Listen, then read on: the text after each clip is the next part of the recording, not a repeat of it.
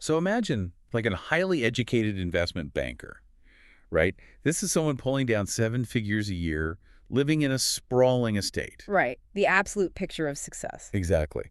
Driving a car that costs more than most people's homes. Now imagine a high school janitor, someone who makes, a pretty modest hourly wage, drives a 10-year-old sedan, lives in a super quiet, unassuming neighborhood. Okay, I think I see where you're going with this. Yeah, because if you were to ask literally anyone on the street, which of these two people is more likely to retire with, say, an $8 million portfolio and leave this massive philanthropic legacy, every single person would point to the investment banker. Oh, 100%. It seems obvious. But if you look at the actual data, if you look at real-world case studies, you frequently find the exact opposite. Like you find the banker filing for bankruptcy at age 25 because they are completely over-leveraged, and the janitor quietly passing away at 90 with a staggering fortune. Which, mathematically speaking, makes zero sense. Right.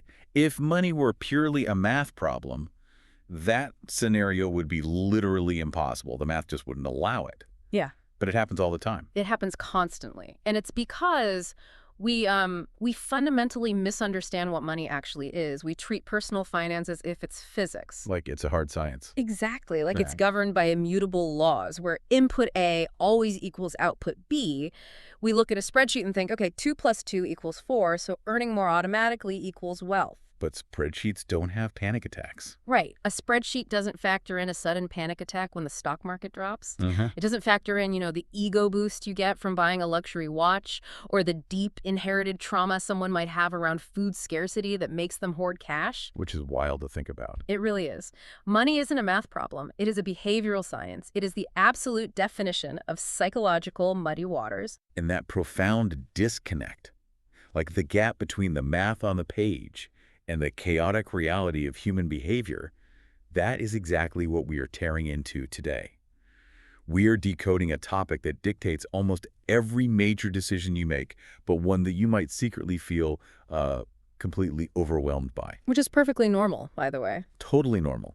Specifically, we are diving into the brilliant source material provided by Addison in The Psychology of Money.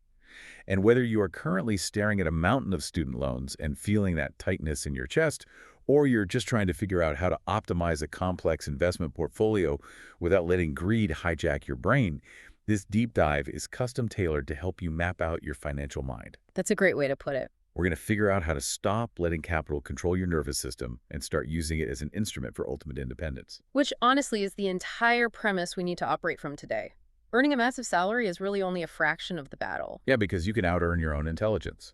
You can out-earn your financial intelligence incredibly easily. It's your mindset, your cognitive biases, and your emotional regulation that determine whether you actually keep that wealth and turn it into security. So true. The most dangerous thing you can do is assume that financial literacy is just about knowing how an index fund works. Mm-hmm. It's about knowing how you work. So we have to start with the brain. Before we even glance at a balance sheet or pull a credit score, we need to understand the neurobiology and the psychology of our spending habits. Like, why do we actually hand over our credit cards the way we do? Right. And Bell starts this entire framework by dismantling, the biggest, most convenient excuse people use when they're broke. Oh, the math excuse. Yes, you do not need to be a math genius to be rich. You can throw that excuse out the window right now. It is the ultimate intellectual cop-out. You hear it everywhere, right? People say, I'm just right-brained, I'm creative, I'm hopeless with numbers, so I just wing my finances. I've said that myself in the past, honestly. Most people have. It's a defense mechanism. People use their supposed inability to do calculus as a shield to protect themselves from having to confront their own behavioral indiscipline. Wow. That's a little harsh, but yeah. Yeah, the reality is managing your money day to day requires nothing more than middle school arithmetic. Literally, any dummy can use a calculator app. Right, the phone does the math. Exactly. Financial success is not a mathematical discipline, it's a psychological one. Your relationship with delayed gratification, your susceptibility to peer pressure, your ego, these things matter 1,000 times more than your ability to calculate compound interest in your head. It's a massive relief, but it's also terrifying. Because if it's not just a math test I can study for, it means I have to actually look in the mirror. You have to face yourself. Yeah. And Bell gives us a fantastic lens for that mirror by connecting our bank accounts directly to Psych 101. We're talking about Maslow's hierarchy of needs. Yes, this part is brilliant. The book posits that money is really nothing more than a tool we use to satisfy these deeply ingrained evolutionary human needs. It's not about the paper or the digits, it's about what those digits synthesize in the brain. Right. To really rewire your behavior toward money, you have to dissect the actual utility it provides in your life. So if you look at Maslow's pyramid, the massive base layer is physiological needs. Food, water, shelter. Exactly. In a state of nature, this is foraging for berries and finding a cave. But in the modern, hyper-commercialized world, those basic survival commodities are locked behind a paywall. You literally have to pay to stay alive. You do. You need money to buy groceries, to pay rent so you aren't exposed to the elements, to keep the electricity flowing. When you are operating at this base level of the pyramid, money is quite literally life and death. Does it stress? The stress of not having it isn't just financial. Your nervous system processes it as a literal threat to your survival. That perfectly explains why financial panic feels so visceral.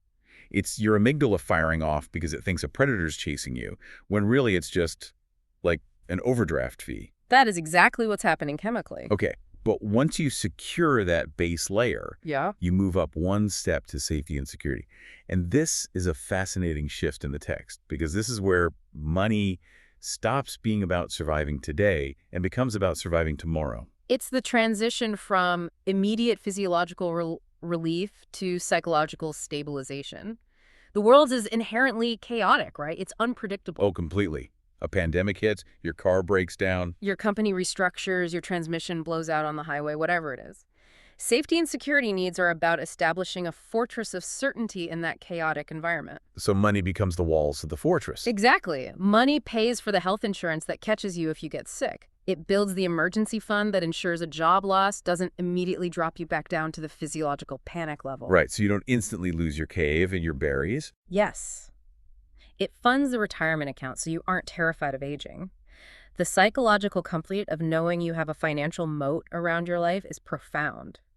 It physically lowers your baseline cortisol levels. And this leads us to the third tier, love and belonging, which usually catches people totally off guard because, I mean, the old cliche is money can't buy love. We've heard it a million times. We have, but Bell aggressively challenges that. Yeah, the book argues that money plays a foundational role in the actual mechanics of human relationships. It's a crucial nuance. Look, handing someone a stack of $100 bills doesn't generate the neurochemical cocktail of love, obviously. Right. But money creates the environment, the operational soil, so to speak, where love can either thrive or wither. Financial strain is consistently cited as one of the top causes of divorce globally. Which makes sense. If you're stressed, you fight. Exactly. Because if a couple is constantly in a state of physiological or security panic, if they are endlessly fighting about the grocery bill or hidden credit card, it creates a chronic stress environment. Intimacy requires bandwidth. It does. Intimacy, vulnerability, romantic connection, they require cognitive bandwidth. When all your bandwidth is consumed by financial terror, the relationship suffocates. But on the flip side, stability buys you that space. Precisely. Having financial stability gives you the capacity to be generous, to support your partner's dreams, to provide a secure environment for children, and to experience the deep sense of belonging that comes from, say, charitable giving. Money doesn't buy the love, but it buys the peace of mind required to nurture it. That makes total sense. You can't focus on romance when you're busy bailing water out of a sinking boat. Great analogy. Okay, moving up to the fourth level, self-esteem, and looking through the source material, this right here is the psychological bear trap. This is where highly intelligent people completely destroy their net worth. Oh, without a doubt. It's the urge to buy things to simulate feeling special. This is where we transition from using money for survival to using money as a proxy for social status.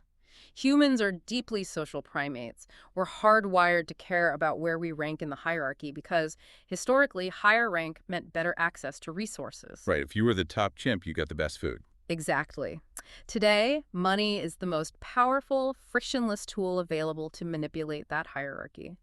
People will leverage themselves to the hilt to buy an exclusive country club membership, a ridiculously overpriced luxury SUV, or even certain elite college degrees. The SUV just gets you from point A to point B. Right. The utility of the SUV isn't actually better than a Honda. The utility is the signal it broadcasts to the tribe.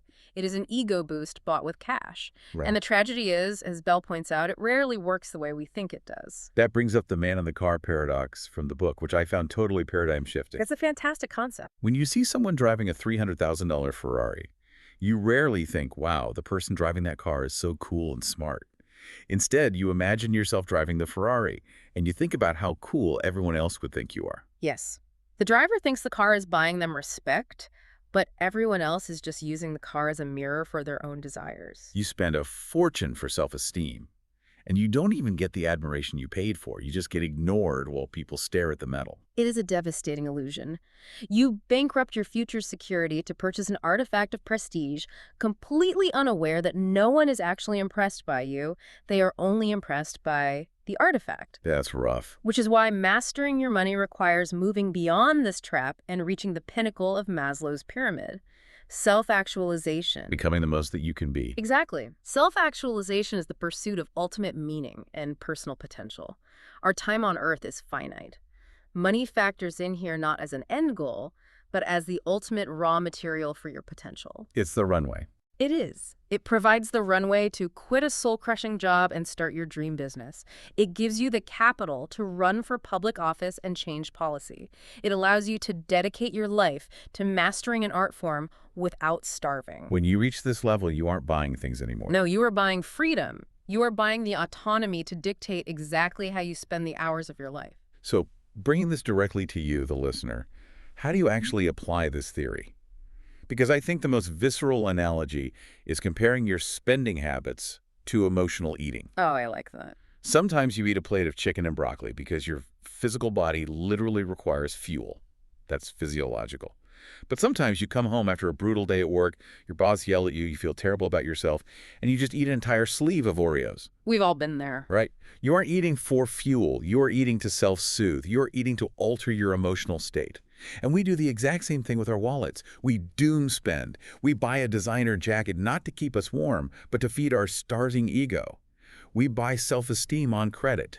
I would take that analogy even further, actually. When you emotionally eat, you feel a temporary spike in dopamine, right?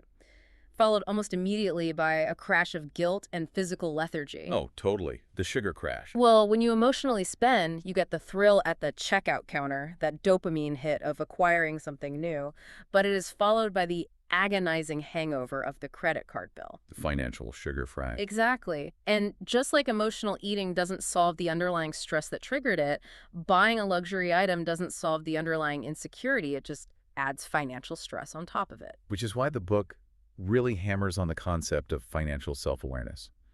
It's not about budgeting yet. It's about radical honesty. Yeah. So here is a highly actionable exercise for you, straight from Bell's methodology. I'd challenge you to pull up your bank app right now or, whenever you finish listening. Highly recommend doing this. Look at every single transaction from the last 30 days. I want you to mentally map every purchase against Maslow's pyramid. Ask yourself the hard questions. Are you spending $2,000 a month on self-esteem, on status symbols, lavish dinners, clothes with heavy logos, but only putting $50 a month towards safety and security? If you actually execute that audit, prepare to be uncomfortable. Oh, it's going to hurt. It will. Yeah. Because you will likely discover that the narrative you tell yourself about your money, like, I'm just barely scraping by, everything is so expensive, directly conflicts with the reality of your behavior, which might be, I am spending 30% of my income on status signaling. Right. You're bleeding out at the esteem level. But leaning into that discomfort is mandatory. That financial self-awareness, decoding the why behind the swipe of the card, is the foundational infrastructure for everything else we are going to discuss today. Because if you don't know why you're doing it, you can't fix it. Exactly. If you don't understand your own psychological motivations, you can memorize all the investment strategies in the world, and you will still sabotage yourself. Okay, let's look at the macroeconomic reality then. Because if money is entirely about psychology, we have to acknowledge that society's collective psychology is incredibly sick right now. Very sick. There are massive, invisible behavioral traps keeping people permanently broke. Bell drops some statistics early in the book that are genuinely chilling. Like, if you are listening to this and you feel like you are drowning financially, I need you to hear these numbers so you know you are not an anomaly. Yeah. 78% of adults are living paycheck to paycheck. Nearly 8 out of 10 people. It's insane. It's a systemic vulnerability of staggering proportions. Living paycheck to paycheck means you are operating permanently at the very bottom of Maslow's pyramid. The physiological panic zone. Yes. Every single dollar that comes in is immediately deployed just to maintain the current state of existence. There is zero margin for error. If the paycheck is delayed by 3 days, the entire architecture collapses. And it gets worse. 3 out of 5 adults openly admit they do not track their money at all. No budget, no plan. U.S. student loan debt is sitting at $1.56 trillion. And that number just keeps growing. Right. And the one that absolutely shocked me, according to a comprehensive J.P. Morgan Chase report, 2/3 of American families do not even have 6 weeks of emergency savings. That JP Morgan statistic is the most alarming one because it exposes the fragility behind the facade of the middle class. It's just the facade. It really is. If a family is hit with a severe medical diagnosis or primary earners laid off, 2/3 of the population are less than 45 days away from insolvency. They are one bad phone call away from a financial catastrophe that will force them into high-interest debt just to eat. But the insidious part is when you walk down the street or scroll through your phone, it doesn't look like a society on the brink of collapse, does it? Not all. No, it looks like everyone is absolutely crushing it. Everyone is on a boat or at a Michelin star restaurant or unboxing some new gadget. And this is where we have to confront the social media illusion. Let's talk about it. So, the human brain evolved to understand its social standing by observing the immediate tribe, right, maybe 50 to 100 people. Now you open an app and your brain is suddenly comparing your everyday reality to the highly curated, artificially filtered, top 1% moments of billions of people across the globe. It's a completely unfair comparison. It's impossible to compete with. You see your college roommate posting photos from a luxury resort in the Maldives. You see a colleague buying a massive new house. And you think, I'm a failure. Exactly. What the algorithm deliberately hides from you is the reality that the Maldives trip was funded by a maxed-out high-interest credit card, and the colleague's new house is secured by an adjustable rate mortgage they can barely afford. You're literally comparing your messy, stressful behind-the-scenes footage to everyone else's highlight reel. And the psychological pressure that creates is immense. It triggers artificial peer pressure. Your amygdala perceives that everyone else is moving up the social hierarchy, which means you are falling behind, which feels like a physical threat. So you panic spend. You engage in mimetic desire. You mimic their spending to simulate their success. You buy things you don't care about with money you don't have to impress people you barely know, just to soothe the anxiety that social media injected into you. Which brings us to the core distinction Bell makes between financially intelligent behavior and financially irresponsible behavior. Because clearly, making a 6-figure salary doesn't make you financially intelligent if you spend it all on the highlight reel. Precisely. Financial intelligence has almost zero correlation with raw income. Wait, zero. Almost zero. A financially intelligent person operates from a foundation of internal validation, not external comparison. They pay their obligations systematically. They understand the mechanics of leverage, which we will dissect when we get to debt. They have an intentional architecture for their cash flow. They're driving the car, not just along for the ride. Exactly. But most crucially, they possess intellectual humility regarding money. They constantly consume new knowledge, they update their mental models when presented with new data, and they recognize their own behavioral blind spots. And the financially irresponsible person is the exact opposite. They are highly reactive. They acquire bad debt blindly just to alleviate short-term discomfort. They have zero friction between their impulses and their spending. And this leads to what Bell calls the ultimate trap: lifestyle inflation. Okay, I really want to push back on this concept. Go for it. Because I hear this term lifestyle inflation thrown around as a weapon to make people feel guilty for success. Let's say I've been grinding for 5 years. I've been working 70-hour weeks, missing holidays, putting in the blood, sweat, and tears. I finally get that massive promotion. My salary doubles. Are you telling me I should reward myself? Why is it considered a trap to upgrade my life if I literally sacrifice my time and energy to earn it? Your pushback is entirely valid, and it highlights a very common misinterpretation of the concept. Okay, so I can buy the thing. You can buy the thing. Treating yourself to a reward is not lifestyle inflation. taking a portion of that new wealth to go on a phenomenal vacation.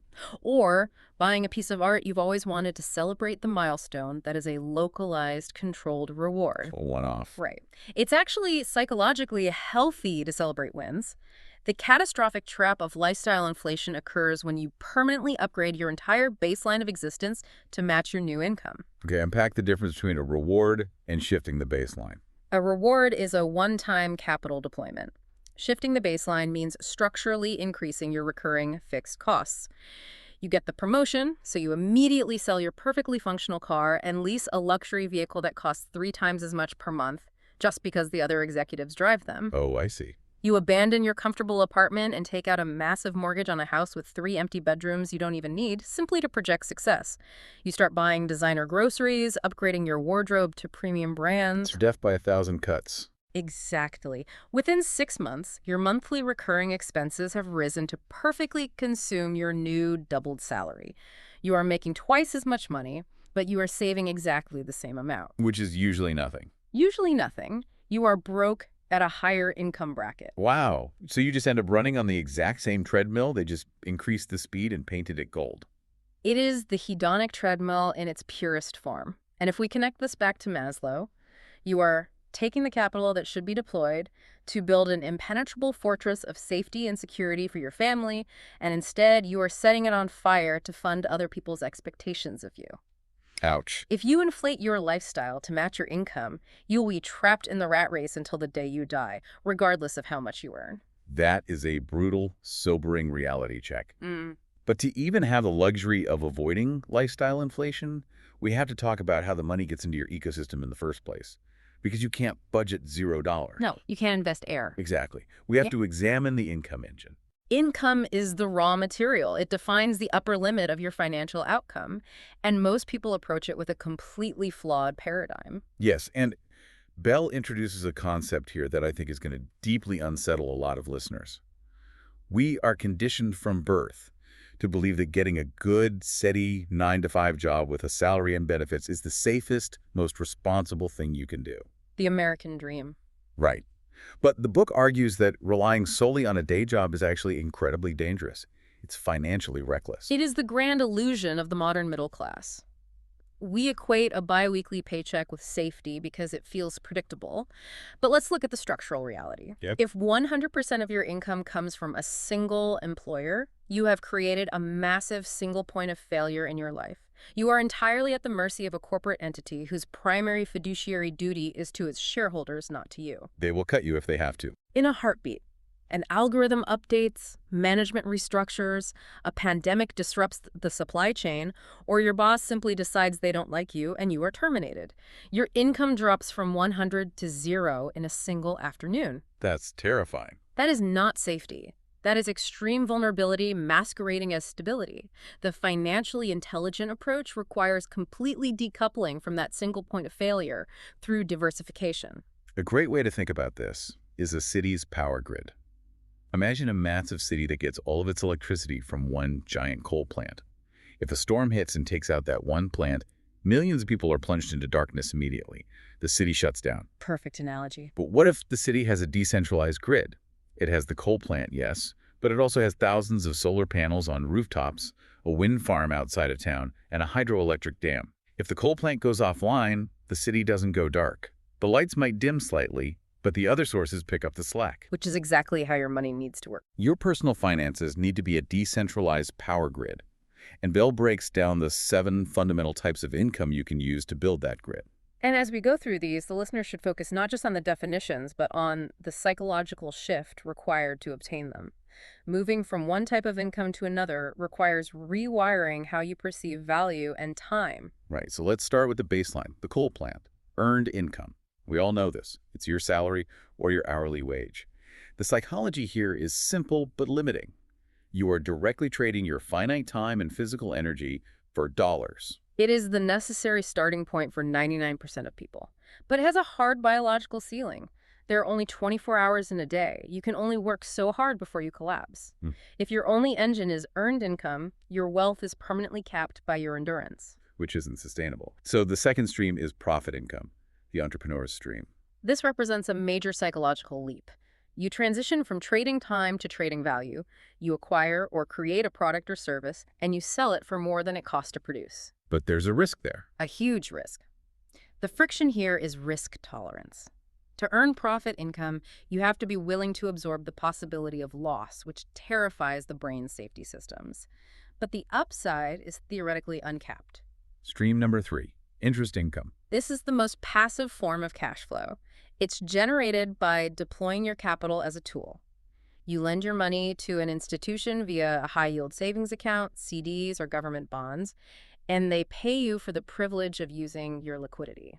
The psychological barrier here is patience, right? Exactly. It feels incredibly slow. Human beings suffer from present bias. We want $100 today rather than $105 in a year. Earning interest requires fighting your own impatience. Stream 4 is where we start talking about real wealth building, dividend income. When you acquire equity in a profitable corporation, like buying shares of a publicly traded company, you are a partial owner.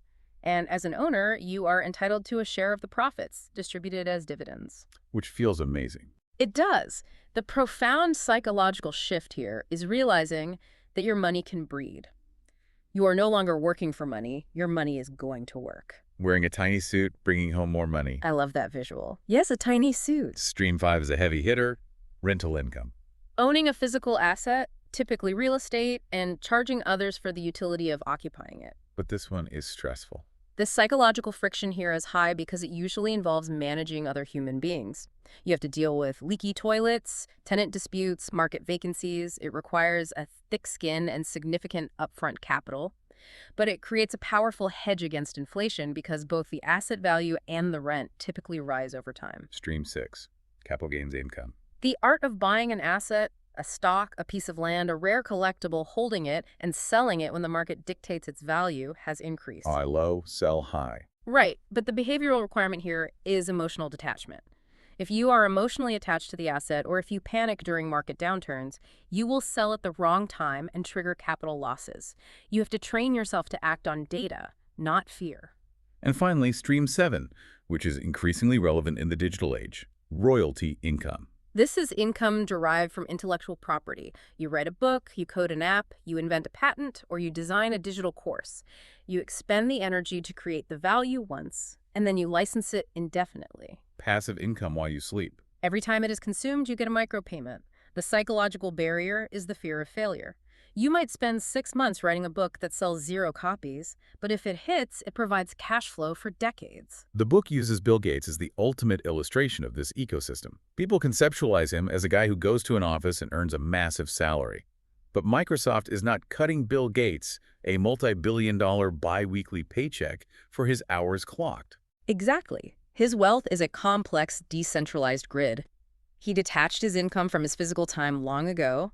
His engine runs on massive dividend payouts from his equity, capital gains as his diverse portfolio appreciates, and royalties from software licensing. So if he decides to sleep for a month straight, his income doesn't drop by a single cent. Not 1 cent. Now, you don't need all 7 streams running at maximum capacity immediately.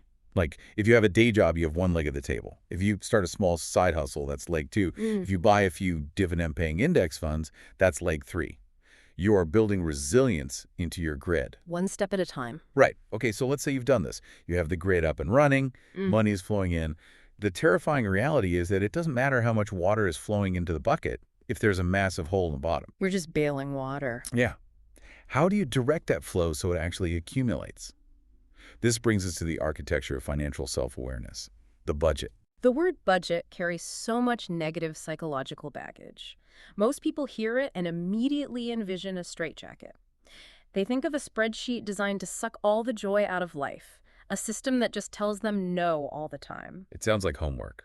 It does, but that is a toxic framing. Think of a budget like a dietary protocol.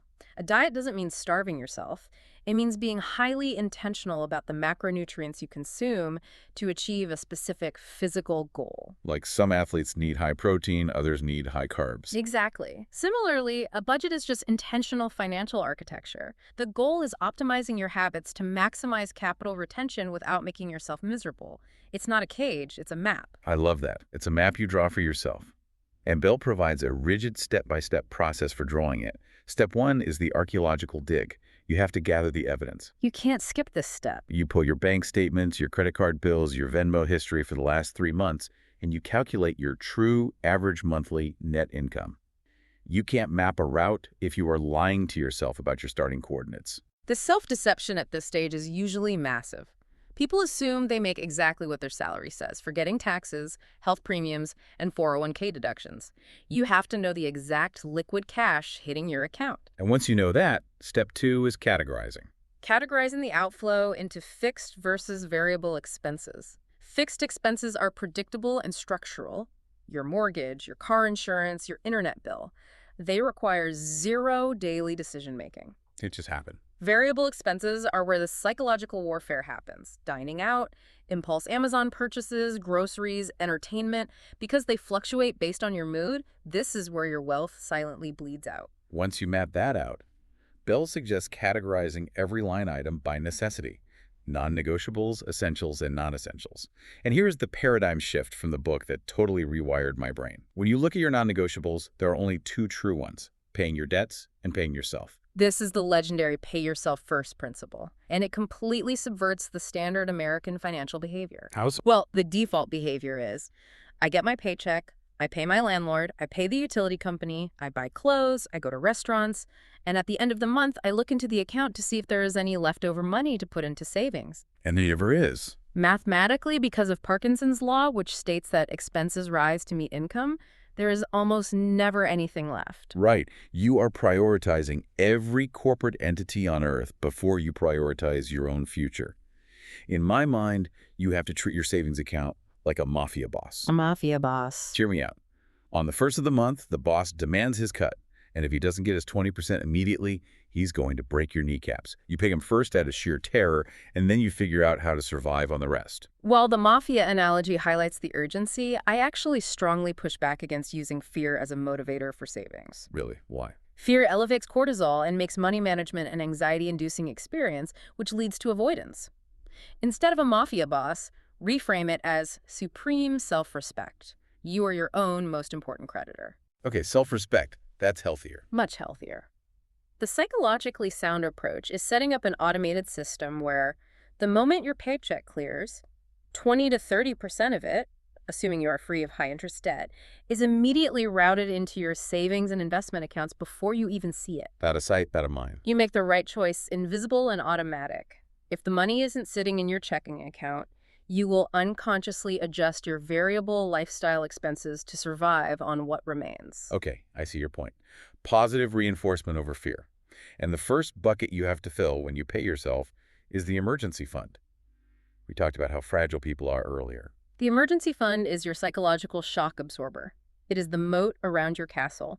When your transmission fails, or you need an emergency root canal, it is an inconvenience, not a catastrophe. It doesn't derail your life. So how much do we actually need? Bell suggests a highly achievable starting goal. Save your first $500. Don't worry about thousands yet, just get $500. That covers a minor emergency. But the ultimate non-negotiable target is to stockpile 3 to 6 months worth of baseline living expenses in a highly liquid, easily accessible savings account that you never ever touch unless there is physical or financial danger. Now I have to introduce the massive elephant in the room. This all sounds incredibly clinical and straightforward if you live alone. But what happens when you introduce a romantic partner into this ecosystem? Because budgeting with a partner is a psychological minefield. Oh, it's explosive. Hey, honey, let's pour some wine and categorize our variable expenses.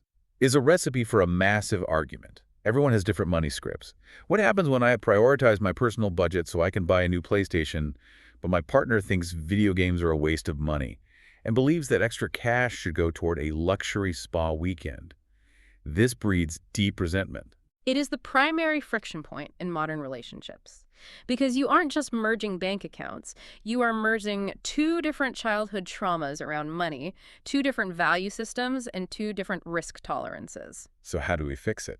Bell outlines 3 structural models to navigate this friction. The first is the joint model. All income, regardless of who earns more, flows into one centralized pot, and all expenses are paid from it. This requires an almost telepathic level of trust and relentless transparent communication. That sounds hard. What's the next one? The second is the individual model, which is becoming much more common. Everything is kept completely segregated, and shared living expenses are mathematically split, often proportionally based on income. This preserves ultimate autonomy, but can create a roommate-like dynamic. And what's the third option for those of us who want a middle ground? The third is the hybrid model, which often provides the best psychological balance. Both partners maintain individual checking accounts for their personal use. However, they both contribute a predetermined percentage of their income into a shared joint account, which is exclusively used to fund the agreed-upon household infrastructure mortgage, utilities, groceries, childcare. That seems like it solves the PlayStation versus Spa Day crisis perfectly. It does, through the concept of the guilt-free allowance. Regardless of the model you use, the budget must include a line item for personal allowance, a set amount of money every month that each partner gets to spend on whatever they want, with zero questions asked and zero judgment allowed. Total freedom. If you want the PlayStation, you use your allowance. If your partner wants the spa, they use theirs. It completely eliminates the financial resentment and the need to police each other's hobbies because the household infrastructure is already secured. That is marriage-saving advice right there. Okay, we have the map. We have the emergency fund. But we have to pivot to the darkest, heaviest corner of personal finance. You can build the most brilliant hybrid budget in the world. You can have 5 different streams of income pouring in. But if you have a gaping hole in the bottom of your financial bucket draining your capital via interest, you will remain a prisoner. We have to dissect debt. Debt is the mechanism by which you steal from your future self to fund your present desires.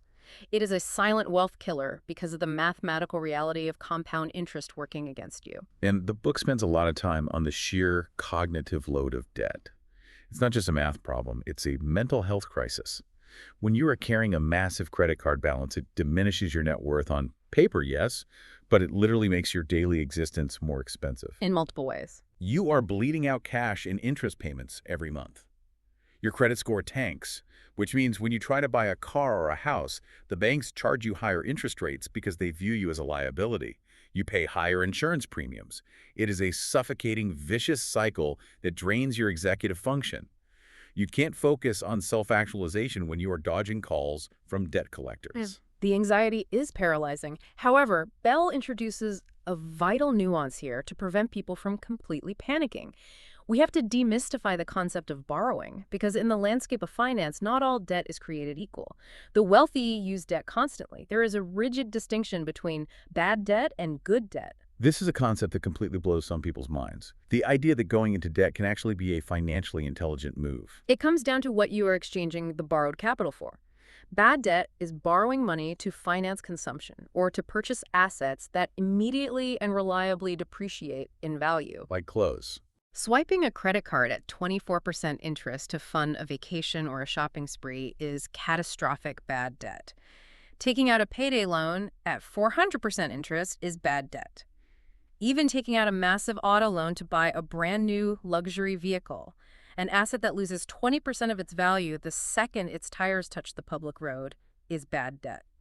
You are paying interest to watch your net worth evaporate. Okay, so contrast that. Give me the framework for good debt. Good debt is utilizing borrowed capital, other people's money, as leverage to acquire an asset that has a high probability of appreciating value or generating a cash flow that exceeds the cost of the interest. A standard mortgage is the classic example. Because the house goes up in value. Exactly. You borrow $500,000 to purchase a property. Yes, you pay the bank interest for 30 years, but historically, real estate appreciates. Furthermore, your monthly payment locks in your housing cost against inflation, and eventually the asset is yours. You use the bank's money to drastically expand your net worth. What about student loans? Student loans, while currently reaching crisis levels, are fundamentally categorized as good debt if they are used strategically to acquire a degree that significantly and tangibly multiplies your lifetime earning potential. Small business loans to purchase equipment that will triple your production capacity are good debt. You are investing in future cash flow. Okay, but let's address the listener who is currently trapped. If you were listening to this and you are drowning in a sea of bad debt, 3 maxed out credit cards, a high-interest car loan, maybe medical debt. How do you escape? The book outlines specific, actionable extraction strategies. The very first step before you even look at a calculator is triage. You have to stop the bleeding. Like in an ER. Exactly. Yeah. You cannot dig yourself out of a hole while you are actively still digging. This requires a behavioral intervention. You must freeze your access to credit. Cut the physical cards, remove them from your digital wallets, and commit to a cash-only or debit-only lifestyle until the crisis is averted. Once the bleeding is stopped, you organize the battlefield. You list every single debt, the principal amount owed, and the exact interest rate. One of the mathematical strategies Bill suggests is debt consolidation, which acts like a pressure release valve. Consolidation is a tactical maneuver to lower the cost of your debt. If you're juggling 5 different credit cards, all charging you around 22% interest, a massive portion of your monthly payment is just evaporating into bank profits. Barely anything touches the principal balance. It feels like you're making payments for years and getting nowhere. Because you are. If your credit is still functional, you can go to a credit union and secure a single personal loan for the total amount at, say, 8 or 10% interest. You use that lump sum to instantly wipe out all 5 credit cards. So you still owe the exact same amount of money, but the structure has changed. Exactly. You haven't erased the debt, but you have fundamentally changed the physics of it. Now you only have one single manageable monthly payment, and because the interest rate is drastically lower, every dollar you pay attacks the actual principal much more aggressively. That is the mathematically optimal path. But my absolute favorite strategy in the entire book is purely psychological. It completely ignores math in favor of behavioral science. It's called the debt snowball. The snowball method is a masterclass in understanding human motivation. I love it. If you sit down with a pure math professor, they will tell you to use the avalanche method. Organize your debts by interest rate and pay off the highest interest rate first, because mathematically that saves you the most money over time. But human beings are not math equations. We are highly emotional creatures driven by dopamine. We need rewards. If your highest interest debt is a massive $40,000 student loan and you throw all your extra money at it for 6 months, the balance barely moves. You feel no progress, you get discouraged, you lose hope, and you give up. It is exactly like the psychology of video game design. What do you mean? Think about it. When you boot up a massive new role-playing game, the game designers do not drop you into an arena with a final level 100 dragon boss in the first 5 minutes. If they did, you would get annihilated, you would throw the controller at the TV, and you would demand a refund. Right, that would be terrible design. Instead, they put you in a starting area and tell you to fight some low-level rats. Yeah. You defeat the small minions easily, your brain gets a hit of dopamine, the game says level up, you feel powerful, you build momentum. The debt snowball method applies this exact neurochemistry to your finances. That is a brilliant analogy. The snowball method dictates that you list all of your debts from the smallest principal balance to the largest, completely ignoring the interest rates. You pay the bare minimum on everything to avoid defaulting, but you take every single extra dollar you can find in your budget and you launch it at the absolute smallest debt on the list. You attack the rats first. You pay off that lingering $200 medical bill. Boom. Victory. It's gone forever. The dopamine hits. Then you take the money you were paying on the medical bill, combine it with your extra cash, and you attack the next smallest boss, maybe a $1,000 credit card balance. Boom. Level up again. It's erased. The momentum is intoxicating. By the time you finally reach the massive, terrifying debts at the bottom of the list, you have cleared out all the psychological clutter. You're fully leveled up. Yes. You have freed up a massive amount of monthly cash flow because all the smaller payments are gone. And most importantly, your self-identity has shifted. You no longer view yourself as a victim buried in debt. You view yourself as a financially competent entity who is actively winning. You leverage behavior to beat the math. Okay, let's fast forward. Let's say you've executed the plan. You ran the snowball. The bad debt is completely eradicated. You've stockpiled your emergency funds so your nervous system is calm, the table is sturdy. Now what? Now we transition. It's time to take off the heavy armor and put on the running shoes. It is time to transition from playing defense to playing offense. It is time to become an investor. This is the inflection point where wealth is actually generated. Earning money and saving money will keep you from starving, but they will not make you wealthy. Investing is the process of committing your capital to a vehicle with the calculated expectation that its value will grow exponentially over time. And this is not optional. It is mandatory because of a silent, invisible force called inflation. Inflation is the thief in the night. It is the gradual, relentless decay of purchasing power. The price of goods and services constantly rises. If you take a $100 bill and lock it in a fireproof safe, in 10 years, it will still mathematically be $100. But it will only buy you maybe $60 worth of groceries compared to today. You're actively losing money by doing nothing. If you are saving your money by hiding it under a mattress, you are actively participating in the guaranteed destruction of your wealth. Investing is the only mechanism that outpaces the silent killer of inflation. But before you just open a brokerage app and start blindly throwing your money at tech stocks, Bell insists that you have to undergo another psychological audit. You have to define your risk tolerance. And this isn't just a questionnaire you fill out. It's about understanding how your amygdala is going to react when your portfolio loses 20% of its value in a Tuesday afternoon panic. Risk tolerance is the absolute bedrock of investing psychology. It is determined by a matrix of factors. Your time horizon, meaning when do you actually need this money, your specific financial goals, and your need for liquidity. How fast do you can get the cash out? Exactly. If you are 25 years old and investing for retirement, your time horizon is 4 decades. You can afford to be an aggressive investor, heavily weighting your portfolio toward volatile assets like growth equities because you have the time to ride out the inevitable market crashes. But if you're older, If you are 60 years old and retiring in 5 years, your risk tolerance must be conservative. You cannot afford a 50% market correction, so you prioritize the absolute safety of your principal over high returns.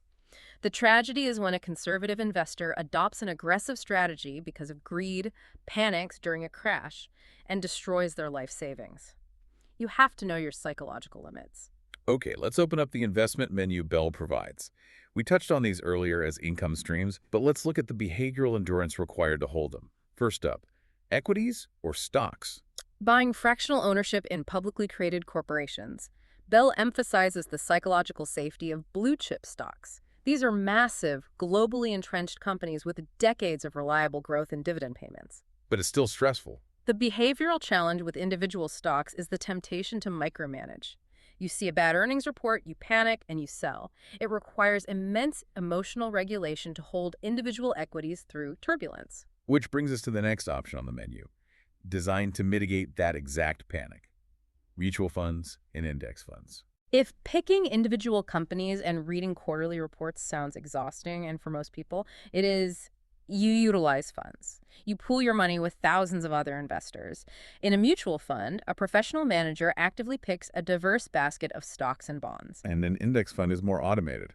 In an index fund, the algorithm simply buys a tiny piece of every single company in a specific market index, like the S&P 500. By diversifying across hundreds of companies instantly, you drastically lower your risk profile. If one company goes bankrupt, your portfolio barely notices. It is highly hands-off and requires very little daily cognitive load. We also have bonds on the menu. Bonds are debt instruments. You become the bank. You lend your capital to the federal government or a massive corporation for a locked period, and they guarantee to pay you a fixed interest rate, plus return your principal. Super safe. The behavioral advantage here is supreme safety and predictability. The drawback is that the returns are much lower, sometimes barely outpacing inflation. And lastly, real estate. Purchasing physical property to generate rental yield or long-term appreciation. The psychological profile of a real estate investor is unique. It requires high initial capital, and the asset is highly illiquid. If you need cash tomorrow, you cannot sell a house in an hour. It also requires the emotional resilience to deal with physical maintenance and tenant psychology. However, it historically appreciates with incredible reliability and provides massive tax advantages. Okay, but looking at this menu, how do we actually execute? The book creates a stark divide between active investing and passive investing. Active investing sounds like something out of a movie. A guy in a fleece vest staring at 6 glowing monitors, day trading, reading candlestick charts, and sweating over every decimal point. It sounds exhausting. It's a full-time job. Passive investing sounds much more aligned with sanity. You buy broadly diversified index funds, and you literally do nothing for 30 years. But here is my biggest fear, and I know listeners struggle with this exact same anxiety. If the stock market is essentially a giant graph of human emotion going up and down constantly, how do I stop myself from panicking and selling everything when the news says a recession is coming and the market drops 10% in a wint? Your fear is entirely justified. What you are describing is the single most common behavioral trap that destroys novice investors. They let emotion dictate their execution. When the market is booming, they experience severe FOMO, fear of missing out. Everyone else is getting rich. Their neighbor is making money, so they greedily buy in at the absolute highest price. When the market inevitably corrects and drops, their amygdala registers it as a physical threat. They experience loss aversion, which means the psychological pain of losing a dollar is twice as intense as the joy of gaining a dollar. Terrified of losing everything, they panic sell at the absolute bottom. So they do the exact wrong thing. They literally execute the exact opposite of what you were supposed to do. They buy high and sell low. So how do we outsmart our own biology? Bell introduces an elegant, profoundly effective behavioral defense mechanism called dollar cost averaging. It is the financial equivalent of a Ulysses pact. A Ulysses pact. Remind me what that means in this context. In Greek mythology, Ulysses knew his ship was sailing past the Sirens, whose beautiful songs would inevitably compel him to steer his ship into the rocks and drown. He knew he wouldn't be able to resist in the moment. So while he was still thinking clearly, he had his crew tie him tightly to the mast and ordered them to ignore his future pleas. He bound his future self. He restricted his own future agency to protect himself from his future emotions. Dollar cost averaging is tying yourself to the mast of the market. How does the mechanics of it actually work? You decide on a fixed mathematical amount of money that you are going to invest at a rigid, regular interval, completely ignoring macroeconomic conditions, the news, or your own feelings. Let's say you commit to investing $500 on the first of every single month into an S&P 500 index fund. You automate the transfer. Okay, so it happens no matter what. When the market is booming and prices are high, your $500 buys fewer shares. When the market crashes and everyone else is panicking and selling, your automated $500 buys significantly more shares because everything is on sale. That is brilliant. It literally forces you to buy more when the price is low without requiring any courage on your part. Exactly. Over a long timeline, 10, 20, 30 years, this strategy mathematically averages out the cost basis of your investments. But more importantly, it completely extracts the psychological torture from investing. You don't have to check the market daily. You don't have to predict interest rates. You just let it ride. You automate the system, you turn off CNBC, and you let the relentless compounding engine of global commerce do the heavy lifting while you go live your life. You utilize a rigid system to protect yourself from your own behavioral flaws. Wow. Okay, let's step all the way back and look at the entire architecture we've built today. For you, the listener, we have covered an absolute marathon of concepts. But if you take nothing else away from this deep dive, lock this summary into your brain. The sequence of financial independence. Money is not a math test. It is the ultimate test of your mindset and emotional regulation. Absolutely. To build an unshakable life, you must diversify your income streams so you aren't reliant on a single point of failure. You must construct an intentional, balanced budget that prioritizes paying your future self before anyone else. You must aggressively hunt down and eliminate bad consumer debt using the psychological momentum of the snowball method. Right. And finally, you must deploy your capital to work for you through unemotional, automated, long-term investing. And if we can leave you with one final provocative thought to mull over, we began this entire analysis by exploring Maslow's hierarchy and how capital is ultimately just a tool to help you ascend to that very top peak, self-actualization. The pinnacle. Through Bell's work, you now understand the psychological mechanics of how to acquire wealth, how to protect it from your own impulses, and how to grow it exponentially. But the most profound question isn't how to get the money. Money is just stored energy. The ultimate question is, what is the legacy you actually want that energy to build for you when you are no longer here? You have learned how to generate the power, but only you can dictate its ultimate purpose in the world. What a question. We started today by saying personal finance often feels like a murky, broken spreadsheet that fills people with dread. But hopefully, through unpacking the psychology behind the numbers, we've cleared away some of that mud. We've replaced the anxiety and the confusion with clarity, intention, and a roadmap. Thank you so much for joining us on this deep dive into the psychology of money. Go out there, audit your Maslow expenses, start your snowball, tie yourself to the mast, and take absolute control of your financial mind. We'll see you next time.